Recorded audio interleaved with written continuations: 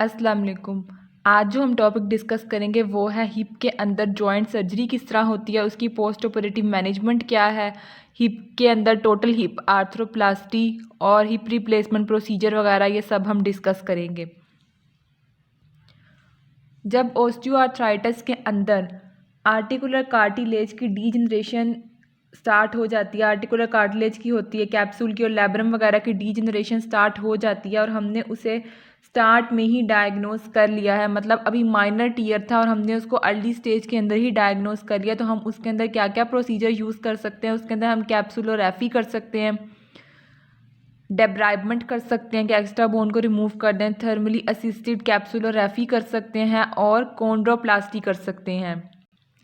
Osteoarthritis के case में जब आर्टिकुलर कार्टिलेज की डीजनरेशन हो रही है तो वो खुद ब खुद हील नहीं होती, क्योंकि खुद ब खुद हील इसलिए नहीं होती क्योंकि कैप्सूल के अंदर कार्टिलेज के अंदर जो है वहाँ पे ब्लड सप्लाई नहीं होती। ब्लड सप्लाई नहीं होने की वजह से वहाँ पे खुद ब खुद हीलिंग नहीं होती, इसलिए हमें कोई सर्जिकल प्रोसीजर परफॉर्म करना पड़ता है। जब हमारे कैप्सूल वगैरह के इश्यूज़ होते हैं, उनकी सर्जरी वगैरह होती है, तो उसके अंदर हमने वेट बेयरिंग बहुत ज़्यादा प्रिकॉशंस के साथ करवानी होती है या फिर डिलेड वेट बेयरिंग करवाते हैं हम। इसमें पहले हम tow down, touch down weight bearing करवाते हैं, उसके बाद पार्शियल वेट बेयरिंग और फिर full weight bearing. Aahista Aahista हम प्रोग्रेशन करते हैं, पहले टो डाउन, फिर टच डाउन, फिर पार्शियल वेट बेयरिंग और फिर फुल वेट बेयरिंग। नेक्स्ट हमारे पास आ जाती है इमोबिलाइजेशन। इमोबिलाइजेशन में हमने 10 से 14 दिन तक जो है वो इमोबिलाइज रखना है, आर्थोसिस वगैरह यूज़ करना है। आर्थोसिस में हमारे पास हिप का एक स्पेसिफिक आर्थोसिस है जिसका नेम है ब्लेडोस आर्थोसिस, ये हम 10 से 14 दिन के लिए यूज़ करवाते हैं, ठीक है। इससे क्या होता है, इस आर्थोसिस से जो है वो हिप के ऊपर एक्स्ट्रा मूवमेंट नहीं आती, ये एक्स्ट्रा मूवमेंट को लिमिट करता है हिप के ऊपर। पेशेंट की जो चेयर है वो हाई सीटेड चेयर होनी चाहिए। हाई सीटेड चेयर क्यों होनी चाहिए, ताकि जो नी है वो हिप के लेवल से नीचे रहे, ठीक है। नी को हमने हिप के लेवल से नीचे रखना है और कमोड वगैरह यूज़ करना है। पेशेंट को हमने ये इंस्ट्रक्शन देनी है, ठीक है। और हमने जो है जब पेशेंट को ट्रांसफ़र करना है, ठीक है, हमने उसे चेयर टू चेयर ट्रांसफ़र करना है या बेड टू चेयर ट्रांसफ़र करना है, तो हमने उसको ऑपरेटेड लेग के ऊपर ट्रांसफ़र नहीं करना। पहले हमारा जो साउंड लिम्ब है उसको हम नीचे उतारेंगे, उसके ऊपर वज़न डालेंगे, ठीक है, उसके ऊपर सारा जो वज़न है वो ट्रांसफ़र करेंगे, उसके बाद जो है वो ऑपरेटेड लेग, ठीक है, ऑपरेटेड लेग के ऊपर कभी भी ट्रांसफ़र नहीं करना। नेक्स्ट हमारे पास आ जाता है टोटल हिप आर्थ्रोप्लास्टी या हिप रिप्लेसमेंट प्रोसीजर। अगर हमारे पास एंड स्टेज ओस्टियोआर्थराइटिस है हो गया तो हम फिर उसके अंदर टोटल हिप आर्थ्रोप्लास्टी करते हैं या इसे हम हिप रिप्लेसमेंट प्रोसीजर भी बोलते हैं। इस सर्जिकल प्रोसीजर के अंदर दो अप्रोचेज होती हैं, एक ओपन प्रोसीजर जिसे हम ट्रेडिशनल अप्रोच भी बोलते हैं, दूसरी है आर्थ्रोस्कोपिक इंसिजन। ओपन प्रोसीजर के अंदर हम एक ही बड़ा कट लगाते हैं फुल लेंथ के अंदर, जबकि आर्थ्रोस्कोपिक इंसिजन के अंदर हम एक बड़ा कट लगा सकते हैं 10 सेंटीमीटर का या फिर दो छोटे कट लगा सकते हैं 5 सेंटीमीटर के, दोनों 5 सेंटीमीटर के होंगे। और आर्थ्रोस्कोपिक इंसिजन के अंदर हम एंटीरियर कट भी लगा सकते हैं, पोस्टीरियर भी लगा सकते हैं, लेटरल भी लगा सकते हैं, या इस तरह भी लगा सकते हैं कि एक एंटीरियर लगा लें और दूसरा पोस्टीरियर लगा लें। नेक्स्ट आ जाती है हमारे पास फिक्सेशन। फिक्सेशन हम 3 तरीक़ों से कर सकते हैं, सीमेंटेड, सीमेंटलेस और हाइब्रिड। जो हमारे पास ओल्ड पीपल होते हैं ना, उनके अंदर हम सीमेंटेड से फिक्सेशन करते हैं। उनके अंदर हम सीमेंटेड से इसलिए करते हैं क्योंकि उन्होंने अपना लिम्ब वगैरह ज़्यादा मूव नहीं करना होता, उन्हें ज़्यादा मूवमेंट नहीं चाहिए होती, इसलिए हम उनकी जो फिक्सेशन है वो सीमेंटेड से कर देते हैं। यंग के अंदर हम सीमेंटेड इसलिए यूज़ नहीं करते कि जो यंग पीपल होते हैं उन्होंने ज़्यादा चलना होता है, ठीक है, तो ये जो है सीमेंटेड ये लूज़ हो जाता है, ठीक है, वहाँ पे स्ट्रॉन्ग फिक्सेशन नहीं देता, तो यंग के अंदर हम सीमेंटलेस यूज़ करते हैं। और जो ओल्डर हैं उनके लिए सीमेंटेड बेटर है और यंग के लिए सीमेंटलेस।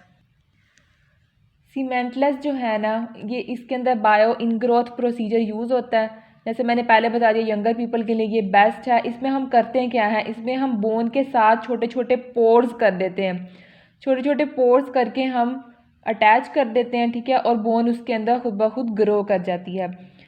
नेक्स्ट हमारे पास आ जाता है हाइब्रिड। हाइब्रिड में क्या होता है, जैसे नाम से पता चला कि इसका एक पार्ट जो है वो हम सीमेंट से फिक्स कर देंगे और दूसरा पार्ट सीमेंटलेस से। लाइक अगर हिप जॉइंट है तो उसमें फीमर होता है, फीमर को हम सीमेंटेड से फिक्स कर दें, और एसिटेबुलम होता है, एसिटेबुलम को हम सीमेंटलेस से फिक्स कर दें, ठीक है।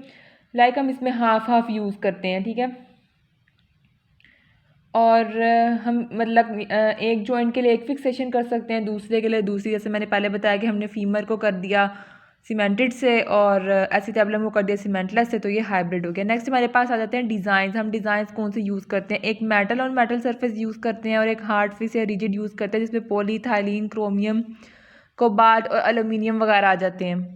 हमने जो सरफेस रखनी होती है ना, बाहर वाली कवरिंग, वो हमेशा मेटल और मेटल की रखनी है, क्योंकि उसने ऊपर से आके रगड़ खानी होती है, ठीक है। इस वजह से हमने हमेशा उसको मेटल की रखना है, जबकि जो हम इनर फीलिंग करते हैं वो हम हार्ड फिक्स या रिजिड पॉलीथाइलिन वगैरह के मटेरियल की कर सकते हैं, ठीक है। और इस तरह भी कर सकते हैं हम कि फॉर एग्जांपल फीमर और एसिटेबुलम में, फीमर के लिए हम मेटल का डिज़ाइन यूज़ करें, एसिटेबुलम के लिए हम पॉलीइथाइलिन का भी यूज़ करें। लेकिन इसका नुकसान ये होता है पॉलीथाइलिन का कि इसकी जो वेयर एंड टेयर है ना वो जल्दी शुरू हो जाती है, इससे हमेशा कवरिंग जो है वो मेटल ऑन मेटल की दी जाती है। नेक्स्ट हम बात कर लेते हैं कि सीमेंटेड और जो सीमेंटलेस हमने पढ़ा, इनमें वेट बेयरिंग हमने किस तरह करवानी है। पहले तो हमने हिप के अंदर जो वेट बेयरिंग है ना वो अर्ली करवा देनी है, जल्दी करवा देनी है। ऐसा क्यों करना है हमने, क्योंकि जो फीमर वगैरह की जो बोन्स हैं, कि ट्रेबिक्यूलर बोन्स होती हैं, स्पॉन्जी बोन्स होती हैं, इनके अंदर कैल्शियम डिपोजिशन इनकी मूवमेंट पर डिपेंड करती है। जब कॉन्ट्रैक्शन और रिलैक्सेशन होती है तभी कैल्शियम इनफ्लो और आउटफ्लो करता है, ठीक है। और जब ये रेस्ट पे होगी तो क्या होगा कि कैल्शियम वगैरह की जो है डिपोजिशन नहीं होगी और बोन मिनरल डेंसिटी जो है वो आहिस्ता आहिस्ता कम होना शुरू हो जाएगी। मिनरल डेंसिटी को मेंटेन रखने के लिए और ताकि इम्प्लांट भी लूज़ ना हो, इसलिए हमने अर्ली वेट बेयरिंग करवा देनी है। जो हमारे पास सीमेंटेड है ना, सीमेंटेड के लिए हम फ़ौरन वेट बेयरिंग करवा सकते हैं, ठीक है। पोस्ट ऑपरेटिव डे, जिस दिन ऑपरेट हुआ उसी दिन हम जो है वो करवा सकते हैं वेट बेयरिंग। लेकिन जो नॉन सीमेंटेड है उसमें जो है वो प्रॉपर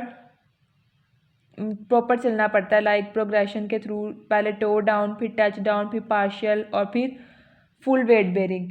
और क्योंकि प्रॉपर बोन को ग्रो करने के लिए एटलीस्ट 3 to 6 वीक्स रिक्वायर्ड होते हैं। नेक्स्ट हमारे पास आ जाता है इसके अंदर ऑपरेटिव ओवरव्यू। ऑपरेटिव ओवरव्यू में हमारे पास कुछ अप्रोचेज़ आ जाती हैं। सबसे पहले पोस्टीरियर अप्रोच है। पोस्टीरियर अप्रोच हम मोस्ट कॉमनली यूज़ करते हैं। इसके अंदर हम ग्लूटियस मीडियस को कट नहीं करते, ग्लूटियस मीडियस का फंक्शन वहाँ पे मेंटेन रहता है, और हम इसमें डिटैचमेंट या कट करते हैं ग्लूटियस मैक्सिमस के अंदर। ये अप्रोच हम कॉमनली इसलिए यूज़ करते हैं क्योंकि हम इसके अंदर अर्ली वेट बेयरिंग भी करवा सकते हैं, क्योंकि यहाँ पे ग्लूटियस मीडियस जो है वो इंटैक्ट है। इसकी लिमिटेशन क्या आ सकती है, हिप डिसलोकेट हो सकता है पोस्टीरियरली।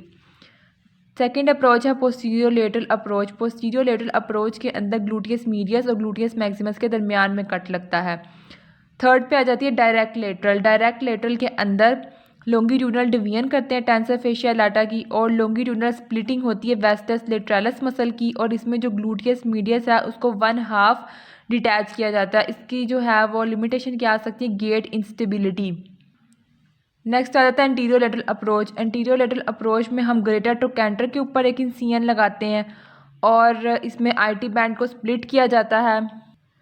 इसमें एंटीरियर 1/3 ऑफ ग्लूटियस मीडियस और मैक्सिमस को डिटैच किया जाता है। इसकी जो लिमिटेशन है वो गेट इंस्टेबिलिटी है। नेक्स्ट आ जाती है एंटीरियर अप्रोच। एंटीरियर अप्रोच के अंदर एंटीरियर सुपीरियर इलियक स्पाइन के डिस्टल और लेटरल एक कट लगता है, ग्रेटर ट्रोकैंटर के स्लाइडली एंटीरियर और मीडियल टू टेंसर फेशिया लाटा। इसके अंदर कोई भी मसल डिटैचमेंट नहीं होती, लेकिन फिर भी हम इसे कॉमनली यूज़ नहीं करते। कॉमनली यूज़ इसलिए नहीं करते क्योंकि इसके अंदर जो विजुअल फील्ड है वो क्लियर नहीं होती।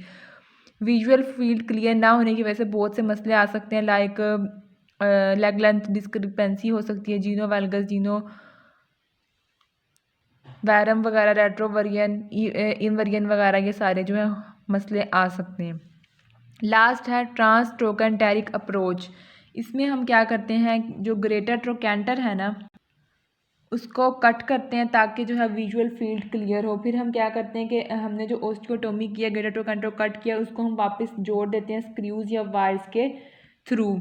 लास्ट में हमारे पास आ जाती हैं कुछ प्रिकॉशंस। हमने क्या प्रिकॉशंस देनी है। सबसे पहले स्टेयर क्लाइंबिंग के बारे में हमने पेशेंट को गाइड करना है। हमने उसे कहना है कि अगर वो ऊपर जा रहा है, नीचे से ऊपर जा रहा है, तो उसने क्या करना है कि पहले साउंड लिम्ब फर्स्ट, जो उसका लिम्ब बिल्कुल ठीक है उसने वो पहले रखना है, लेकिन ऊपर से नीचे आते हुए उसने ऑपरेटेड लिम्ब पहले रखना है। साइडलाइन पोजीशन में नहीं सोना, सुपाइन पोजीशन में सोना है, ठीक है। नी के नीचे पिलो यूज़ करने हैं, डक्शन पिलो यूज़ करने हैं। और जब हम उसे स्टार्ट में चलाना शुरू करेंगे तो पार्शियल वेट बेयरिंग के लिए हम होल्ड स्टिक्स वगैरह देंगे, एड्स आर्थोसिस वगैरह उसको पकड़ाएंगे, लेकिन हमने स्टिक्स एड्स और आर्थोसिस वगैरह पेशेंट के ऑपोजिट हैंड में पकड़ाने हैं। लाइक अगर पेशेंट का लेफ़्ट लेग का ऑपरेट हुआ तो हम जो उसका स्टिक है वो उसको राइट हैंड में पकड़ाएंगे, क्योंकि एक साइड का ग्लूटियस मीडियस दूसरे साइड के फंक्शन को कंट्रोल कर रहा होता है। और ऑपरेटेड लेग पे ट्रांसफ़र नहीं करना, मैंने पहले बता दिया कि उसको ट्रांसफ़र किस तरह करना है।